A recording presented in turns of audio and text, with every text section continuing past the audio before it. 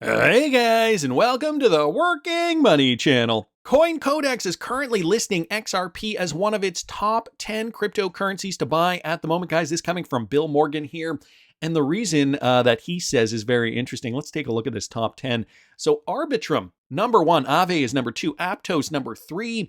And then following that, guys, is Bitcoin, Ethereum, Solana, Toncoin, XRP, making the number 8. Maker and Kaspa. Those are the top 10 cryptocurrencies. I'm surprised BNB coin is down there at 11, but that's just me. I have a little space in my heart for BNB coin. It was one of my best trades in the last bull run, but you can't get emotional with cryptocurrencies, guys. Got to look at the fundamentals. You got to see and analyze where these coins could go in the future. For more information on what I'm trading, guys, the altcoins that I'm trading to, you can find all that at patreon.com/workingmoneychannel. There's still so much opportunity in this crypto space, considering the market has been depressed now for about 3 or 4 months. But back to what Bill Morgan was saying here, it's interesting why they put XRP on the top 10.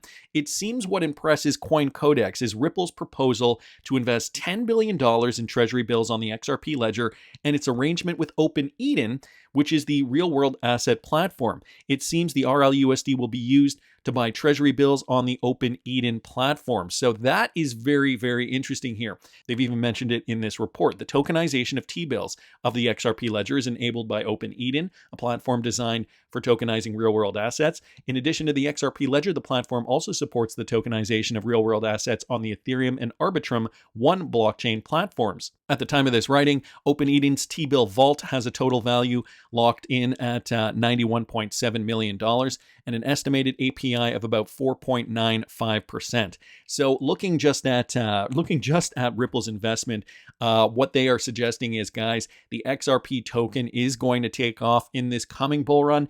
Yesterday, I talked about that golden cross pattern and how, the situation is very, very ripe for the possibility that XRP will in fact go to at least $7 during that first leg. If you guys didn't catch the video I did on that, I will link it up here in the top right-hand corner.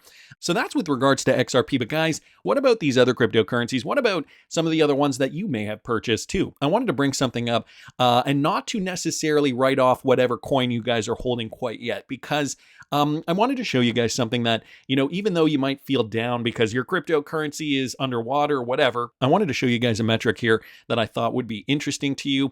Okay, so this is the Bitcoin chart. I'm going to take the Bitcoin chart from the halving date, so April the 20th, 2024, and bring it to today. So that is roughly 123 days. Okay, if you guys are watching this video on the day that I'm releasing it, August the 21st, 2024, 123 days post-halving. Where were we 123 days post-halving in the last cycle? Okay, and I'm just going to get a measurement here of strictly just the post-halving days. Now, I believe it was somewhere in around May 11th, May 10th, May 11th, give or take, was the last halving date. And if I were to just take a tool here and bring it all the way to 123 days post-halving here, that brings us to roughly September 11th, 2020. Now, what I wanted to show you guys was this, okay, in September of 2020, and this takes it by the week. So I have September 13th, 2020 up here.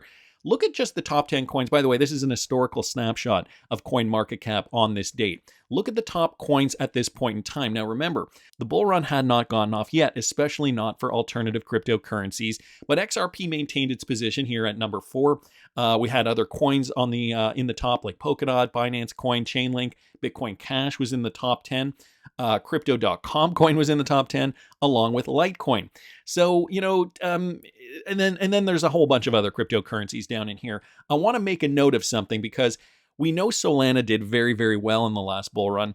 I wanted to make a note of this because Solana, guys, at that point in time, only 123 days post-halving, Solana was at 108, okay, position 108. And maybe this visualization will do it a little more justice. This is the total 3 market cap, so all cryptocurrencies minus Ethereum and Bitcoin.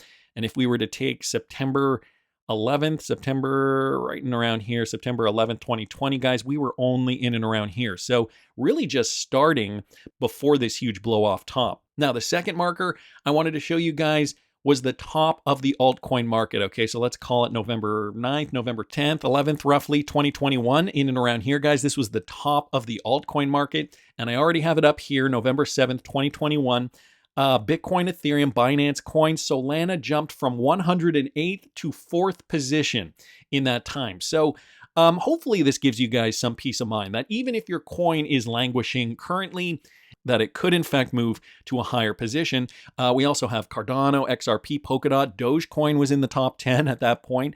Number 9, I just wanted to bring you back here and show you guys where Dogecoin was back in September of 2020. If I just look up Doge was in the number 50 position. So it went from number 50 all the way to number 9 in the span of just over a year, based on FOMO, based on Elon Musk, based on a lot of things. But all this to say, guys, that it is not over yet. There are still great opportunities to purchase some low-lying coins. And if you guys want to see what I'm going to be trading this bull run, you can follow me over there at patreon.com/workingmoneychannel. I'm basically putting it out there, my trading journey for this bull run. You guys can see all the coins that I bought. I have a dedicated $15,000 plus portfolio where I'm holding these coins, likely going to be selling the lion's share when we do identify the top. But I've purposely picked cryptocurrencies, not just utility coins, but purposely picked specific cryptocurrencies that I think will yield huge results, similar to what Solana did, similar to what Dogecoin did in the last bull run. So patreon.com/workingmoneychannel if you guys are interested in something like that. I wanted to keep moving, guys. Crypto Eddie here,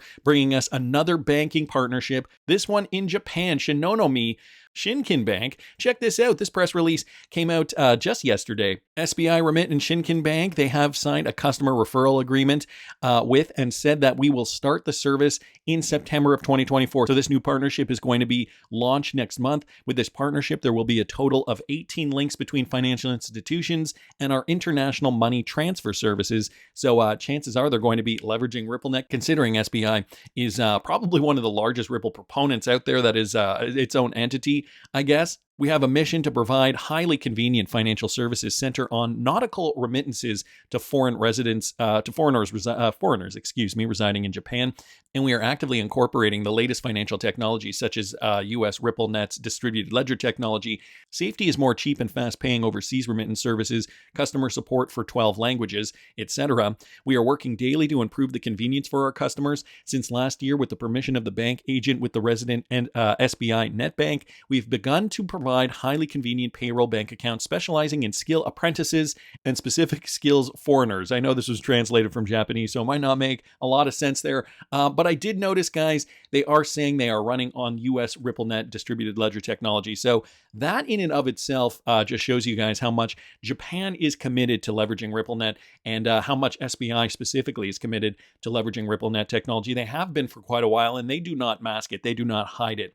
The same way a lot of these other partnerships do. So I thought that was positive news. Wanted to thank Crypto Eddie just for sharing that. Another big news release here, guys, from the Wrath of Kahneman. Palau has released a positive report on their national payment system built in concert with Ripple using the XRP ledger, explaining how the work is continuing. So he just lists some of the technical stakeholders here from the Palau project. Important to note that the stakeholders consulted list, it includes the IMF Technical Assistance Team, for Palau from 2023 to 2024.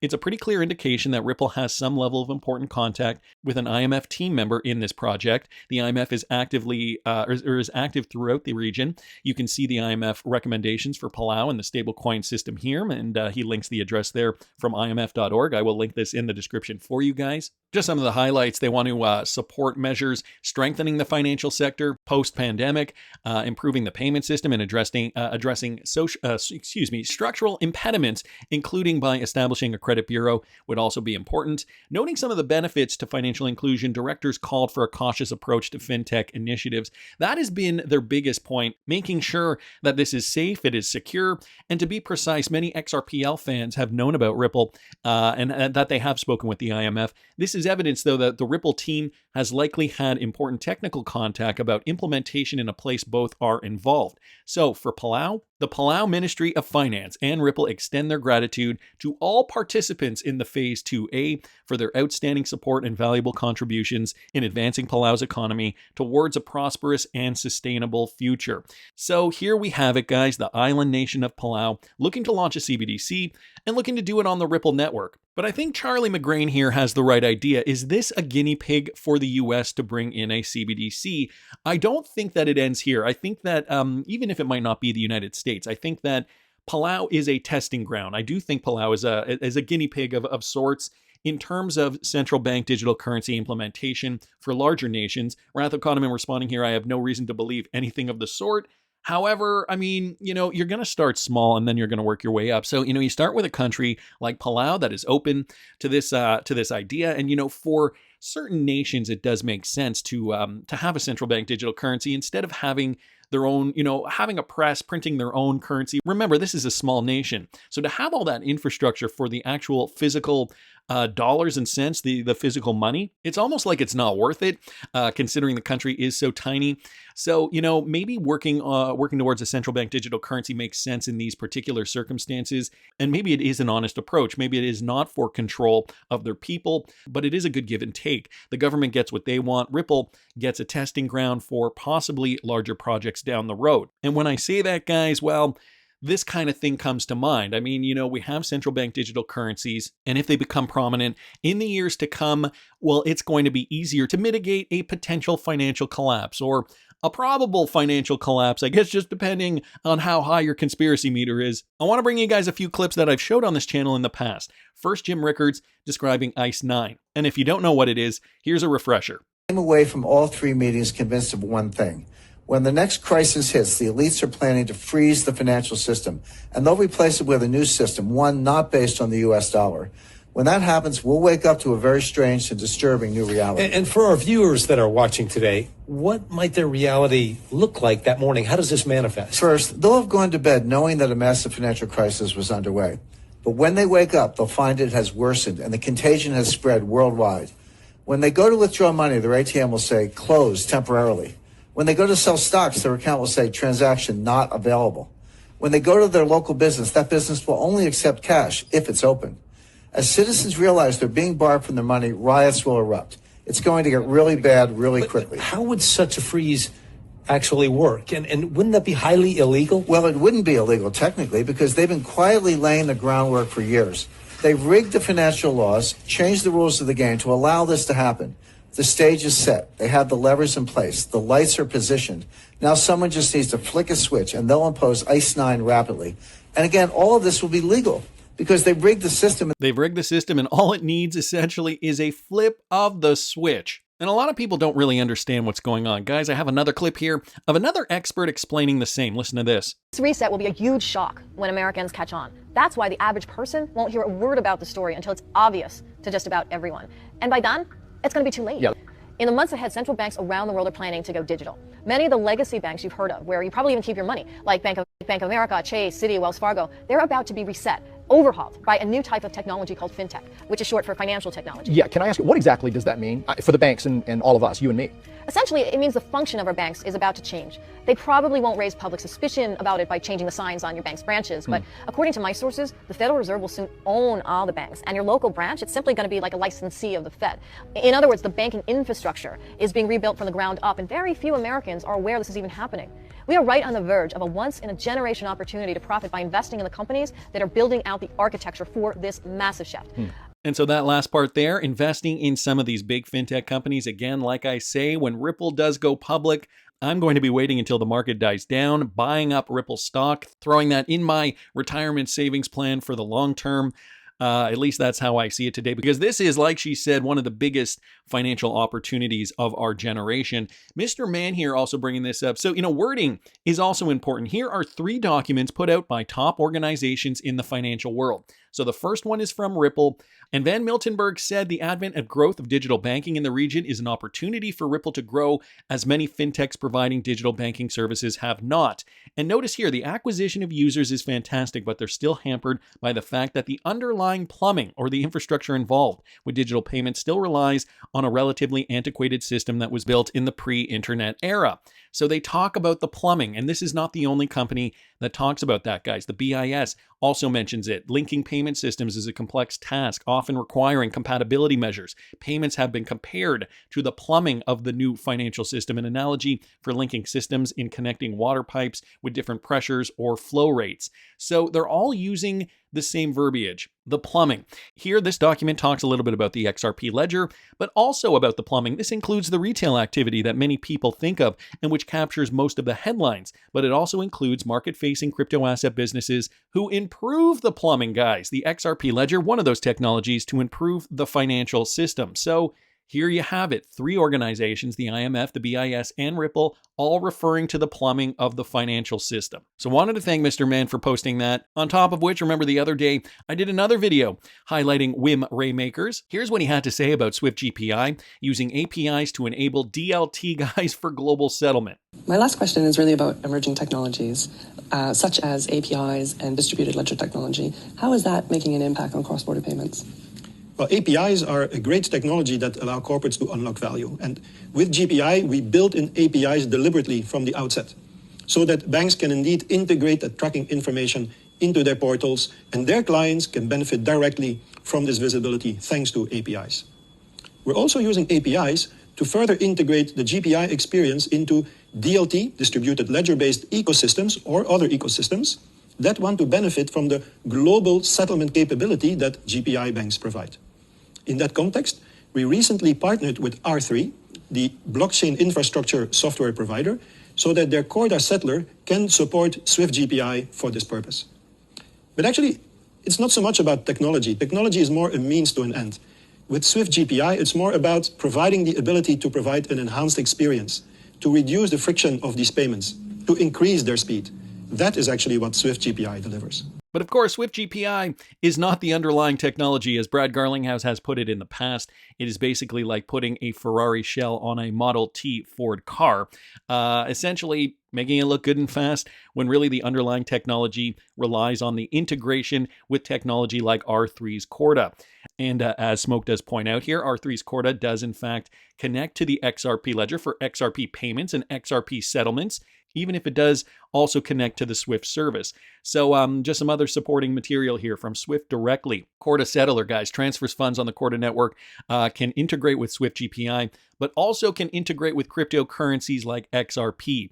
This is how the technology is going to get up and running, boom, in an instant when we do need it most. Here's just another document saying Corda Settler, which does support XRP but intended to support multiple options, has partnered with Swift on standards, global payment innovation. Swift GPI and the Bank of America also did recently join. So there you have it, guys. Some more information, some more documentation suggesting that, this system is going to be made up of many parts, but the lubricant, the mechanism that is going to transfer value is going to be XRP. And once we do see more demand for XRP, guys, this just means that XRP will command a higher price. Now, the Federal Reserve and the Bank of Canada are having their 2024 summer workshop on Monday. They talk about money, banking, payments, and finance this week. Here's the Fed's Governor Christopher Waller discussing what is going to be important, guys. Going back to this concept of stablecoins, listen to this. Over the course of this week, we will hear interesting work on this topic that includes research questions, such as how a central bank can balance interventions for financial stability